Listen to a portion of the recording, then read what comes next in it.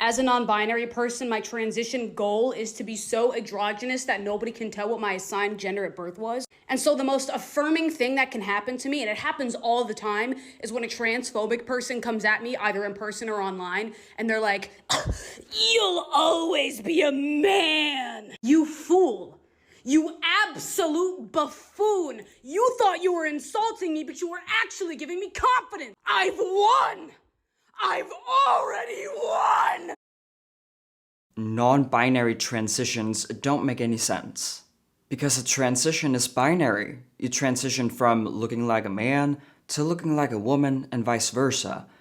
So if you're non-binary, or if you think you are, it's not a real thing. If you identify as such, it's because you don't feel like you're a man or a woman, you're something in between. And you don't want to be perceived as a man or a woman. So what exactly are you transitioning to? And also, it's hard for a person to transition to something gender neutral, or transitioning in a certain way that makes people confused about the person's gender. That's hard because testosterone is such a powerful sex hormone. That's why it's quite easy for trans men to pass as men, and why it's hard for trans women to pass as women. You know, because they went through male puberty. And testosterone is a part of that. It doesn't make sense for people who identify as non-binary to transition because why? What is the purpose? Are they trying to alleviate something? Any gender dysphoria? No, because they don't deal with it. If you're actually dealing with the mental disorder gender dysphoria, it's not possible for you to feel comfortable identifying as non-binary. Because just like the transition, gender dysphoria is binary. Using myself as an example, I felt dysphoric about my breasts. So I removed them. I didn't want estrogen to be the leading sex hormone of my body. So what did I do? I went on testosterone. You see, that's pretty binary. As this young woman said, the point of a non-binary transition is to look as androgynous as possible. And that doesn't sound that healthy.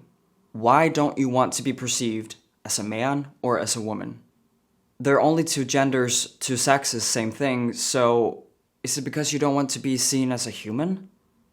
Maybe it's not about being perceived as an animal or an object, but there's something super sad about the non-binary identity, the non-binary label, and the people who are identifying as such.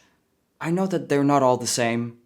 Some identify as non-binary due to ideological or political reasons, because it's trendy, a social contagion, it's popular.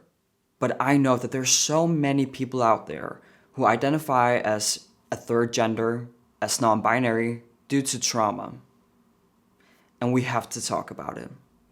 People from complex trauma, one of the things I hear them say to me very often is, I don't know who I am. Remember, a child can only figure out who they are when they're in a safe environment.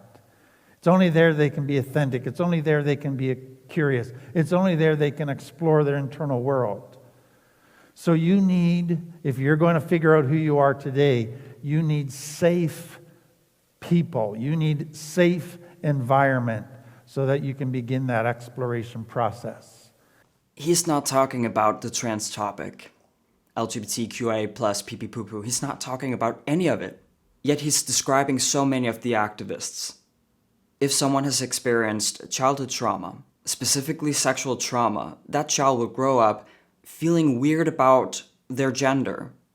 Maybe be confused about who they are. So I think it makes a lot of sense if that person wants to change every aspect of who they are. Because they were supposed to be this person, but someone fucked that up. So now they have to be a new person to feel safe. But the problem is, are they safe? Did they actually erase the trauma, the events from their childhood? No, they didn't. And when it comes to non-binary transitions, where you transition into something weird, if I may, it makes even less sense to do it.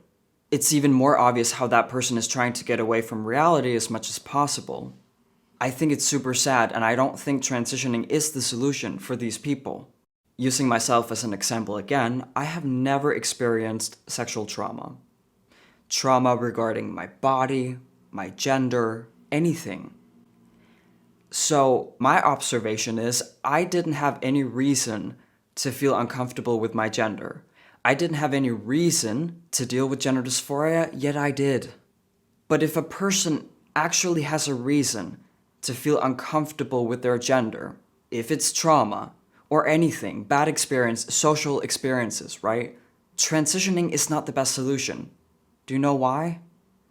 You can heal past wounds through therapy, EMDR, like trauma therapy, right? But as you all know, a gender transition is irreversible, it's a permanent thing you go through. The problem is doing irreversible, permanent things to cover up trauma. We're ruining young people's bodies, even children, but let's just talk about adults today.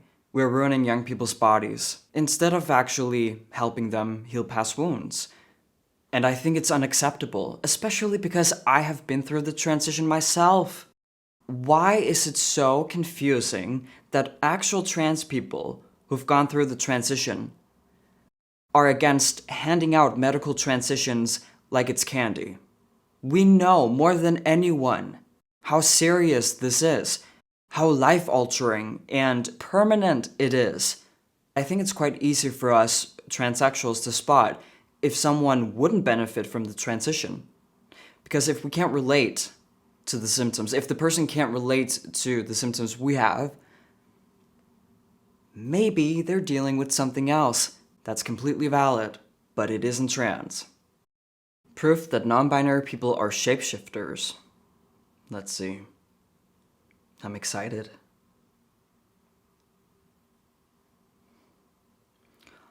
Oh my god, that's crazy. Who is that? How did she do that? I mean, they. Shapeshifting is completely fine. I love it. I love that people are into more than one look. They're creative, they want to play around with their style. I love it. The problem is, once you transition, you can't shapeshift. You cannot. And this is her today.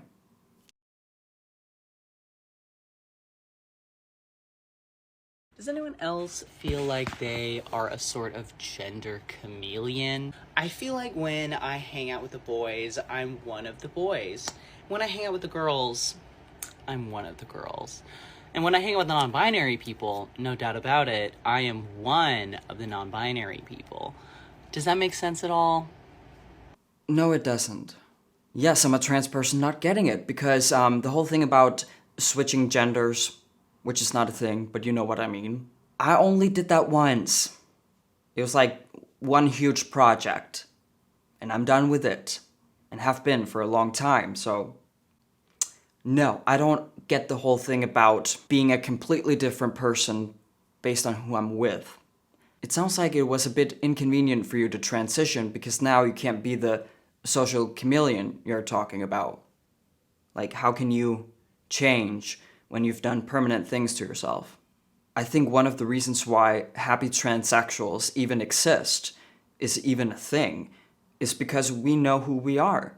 And I'm not just talking about how we acknowledge our biology and reality, I'm also talking about how persistent we have been from the beginning. And that's not a concept that these people understand, or can relate to, I mean. People who experience rapidly changing emotions should not be near the gender transition. Why? I think you already know. The transition is irreversible, and it's for people who experience chronic and severe gender dysphoria. It sounds like this girl in particular has no consistent sense of self, and that's why she changes depending on who she's with. I also know that in the real world, not talking about trans right now, there are people who will change themselves depending on who they're with just to gain acceptance. They prioritize getting acceptance over being authentic. And some will do this to a very self-damaging degree. I mentioned earlier how trendy and popular it is nowadays to identify as non-binary. You see so many young people, children, identifying as such because they want to fit in certain communities, in certain spaces. And the vast majority of those people do not transition. But there's still some who do. And I think it's important to talk about it because no one is questioning it, it seems like. We see so much affirmation today that's not even real affirmation. Not challenging a young woman's idea of being non-binary is not compassionate. Oh my god, it gets me so mad. There's nothing compassionate about it, and it's not affirmation to call her they and them. All human beings are either men or women. There's no in between. And that's why I think it's so important to move away from politics, the whole us versus them cultural war, ideology, and focus on mental health. Focus on the individual, basically, because their pain is valid. Someone needs to ask these people, how are you, generally? Where does it hurt? Why do you think it hurts? What do you think it is? Clearly you're not a transsexual, clearly what you're going through is not gender dysphoria, so what is it? That's all I have for today's video. Thank you so much for watching.